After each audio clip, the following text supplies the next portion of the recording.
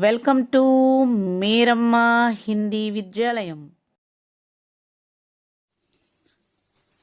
ఈరోజు పాఠ్యాంశంలో భాగంగా అంతర్రాష్ట్రీయ స్तर पर హిందీ నుంచి మరి నిన్నటి క్లాస్లో మనం ప్రథమ అనుచ్ఛేద్ మన ఫస్ట్ పారాగ్రాఫ్ ఏదైతే ఉందో అది నేర్చుకున్నామో. ఈరోజు మనం ఇవ్వబడినటువంటి దూసరా అనుచ్ఛేద్ చూద్దాం.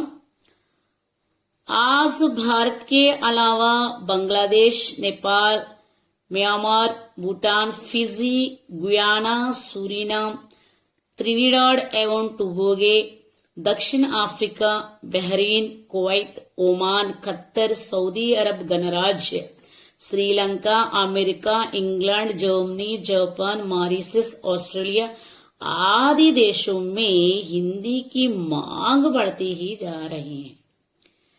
మరి ఇవ్వబడినటువంటి దేశాలన్నీ కూడాను ఏ దేశాలవి? ప్రపంచ దేశాలు. ప్రపంచంలో ఉన్నటువంటి ఆయా దేశాలు. ఈ ప్రపంచంలో ఉన్నటువంటి ఇంచుమించు ఒక 25 వరకు ఉన్నట్టున్నాయి ఇప్పుడు మనం చదివినటువంటి ఆ దేశాల పేర్లు. మరి ఎక్కడో ఇక్కడ కేవలం ఇండియాలో మాత్రమే కాదు గాని మరి ప్రపంచం నిండుగా ఉన్నటువంటి ఆయా దేశాలు మరి హిందీని ఏం చేస్తా ఉన్నారు అంటే ఈ దేశాల్లో కూడా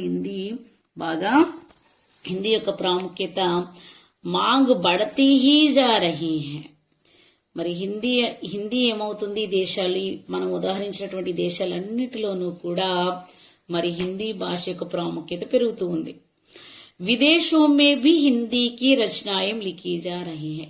కేవలము భారతదేశంలోనే కాదు హిందీ సాహిత్యాన్ని మరి విదేశాల్లో కూడా హిందీ భాషా సాహిత్యంలో రచన చేయడం అనేది జరుగుతూ ఉంది.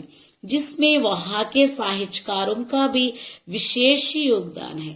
మరి అక్కడ ఉండేటువంటి సాహిత్యకారులకు కూడాను మరి గొప్ప విశేషమైనటువంటి యోగదాన్ మానే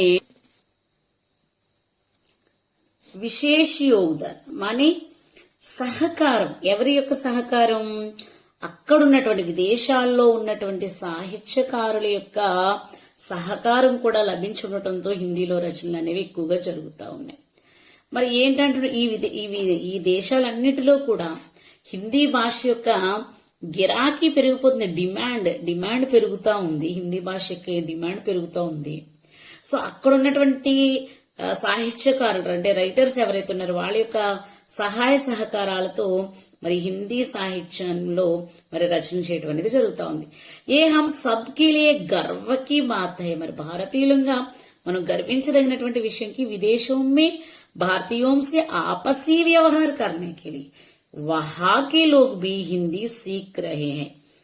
చూడండి, మనం గర్వించదగినటువంటి విషయం ఏంటంటే విదేశస్తులైనటువంటి వారు, విదేశీయులు ఎవరైతే ఉన్నారో వాళ్ళు భారతీయులమైనటువంటి మనతో మరి ఆపసీ వ్యవహారకరణకి పరస్పరంగా మనతో వ్యవహరించడానికి అక్కడున్నటువంటి ప్రజలు హిందీని నేర్చుకుంటున్నారు.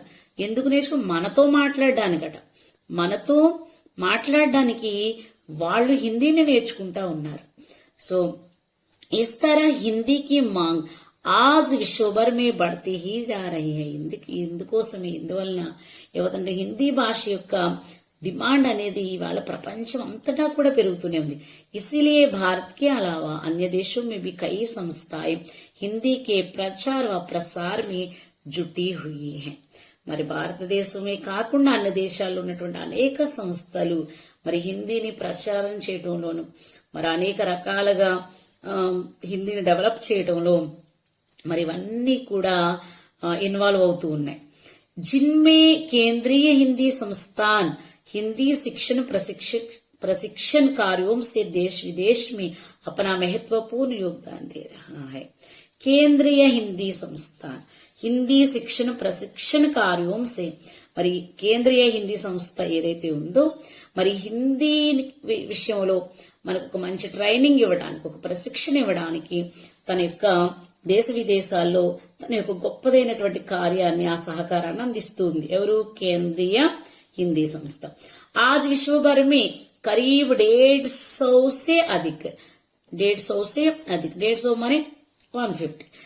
అధిక విశ్వవిద్యాలయ మరి ప్రపంచవ్యాప్తంగా 150 కంటే ఎక్కువ విశ్వవిద్యాలయాలు హిందీ సంబంధీ కోర్సు అంటే హిందీ భాషా సంబంధి కోర్సులు ఉంటాయి కదా, ఎట్లాంటి పీజీ కోర్సులు అలా ఉంటాయి కదా, ఆ స్థాయిలో ఆ కోర్సుల్ని చేయటం అనేది జరుగుతా ఉంది. సంచాలన్ కర్ రహే హై. మరి వీళ్ళంతా వ్యాప్తి చేస్తా ఉన్నాయి ఇవన్నీ కూడాను.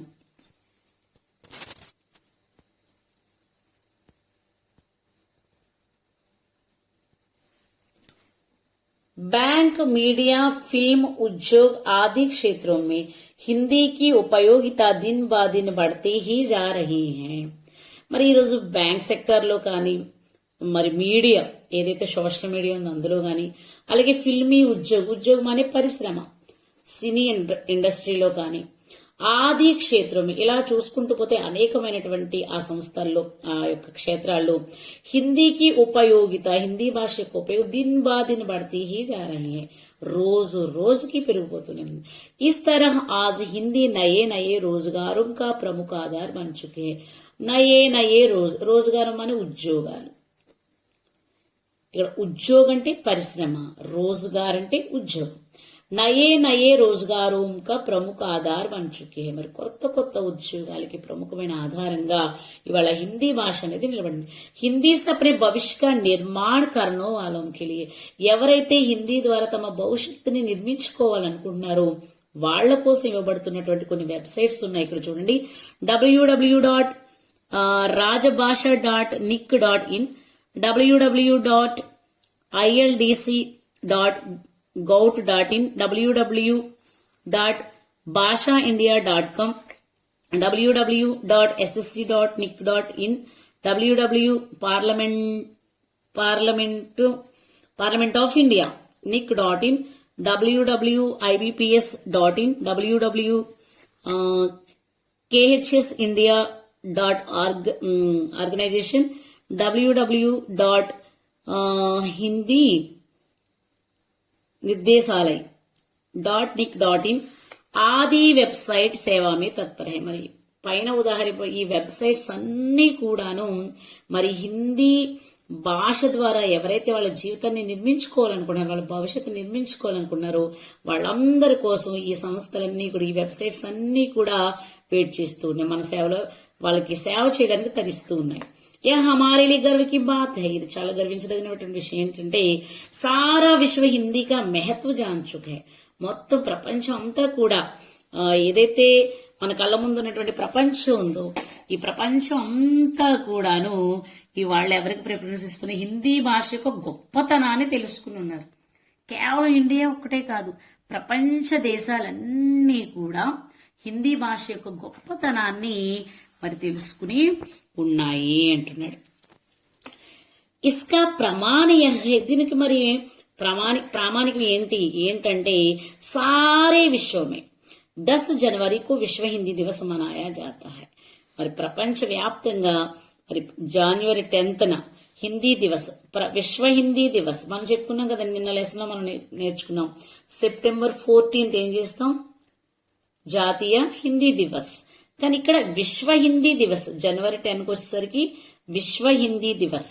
మరి ప్రపంచ వ్యాప్తంగా హిందీ దివస్ జరుపుకుంటున్నారంటే నిజంగా అది మనం గర్వించదగినటువంటి విషయమే కదా. ఇస్ తరహ్ హిందీ అంతర్రాష్ట్రీయ స్తర్ పర్ శోభిత హై. మరి ఈ విధంగా మరి హిందీ భాష ప్రపంచ వ్యాప్తంగా శోభిల్లుతుంది.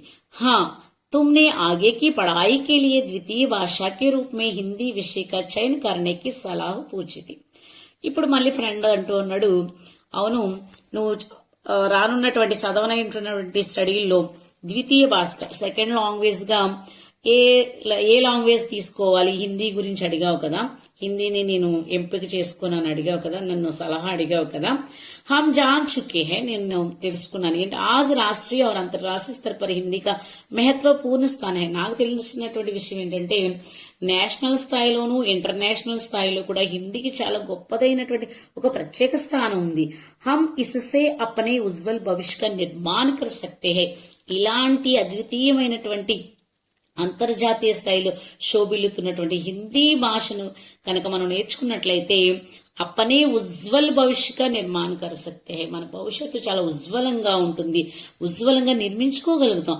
ఇసిలియే ఆగేకి పడాయి కే లియే ప్రథమ భాష హో యా ద్వితీయ భాష, నువ్వు రానున్నటువంటి చదువుల్లో, నువ్వు చదవబోయేటువంటి చదువుల్లో నువ్వు ఫస్ట్ లాంగ్వేజ్ గా తీసుకుంటావా లేదా సెకండ్ లాంగ్వేజ్ గా తీసుకుంటావా, హిందీ కా చయన్ కరనా హీ లాభదాయక్ హై.